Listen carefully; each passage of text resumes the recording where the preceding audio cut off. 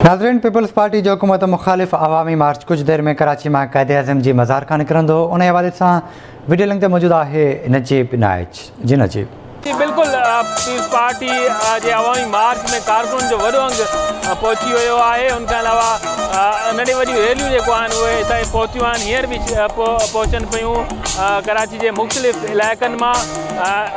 Rally में जेको आहे अवामी मार्च में मुख़्तलिफ़ अॻुवान, कराची डिवीज़न जा अॻुवान, सिंध जा अॻुवान, उनके अलावा मरकज़ी क़यादत जेको आहे उहा हिते पहुती आहे।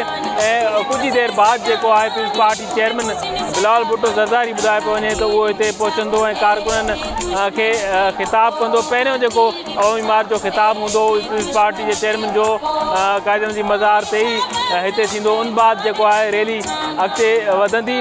हिते जेको आहे लॻी ईअं रहियो आहे त हिकिड़ो जलसे जी सूरत हाल आहे, छाकाणि त इंतज़ामात जंहिं नमूने थियल आहिनि त हिकिड़ो जलसो ई आहे जेको हिते पहिरियां थींदो आहे। पीपल्स पार्टी चेयरमैन आम ख़िताब कंदो। उन बाद जेको आहे ही अवामी मार्च मलीद तरफ़ वधंदो ऐं हिन में कारकुन तमामु घणो पुरजोश नज़र अची रहिया आहिनि। औरत कारकुन बि वॾे अंग में शरीक आहिनि।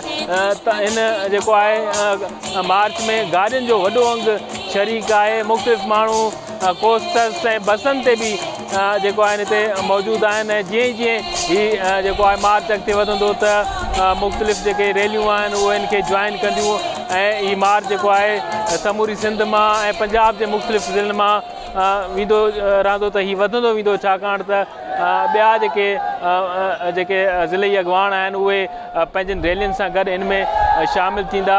कारकुन तमामु घणो पुरजोश नज़र अची रहिया आहिनि।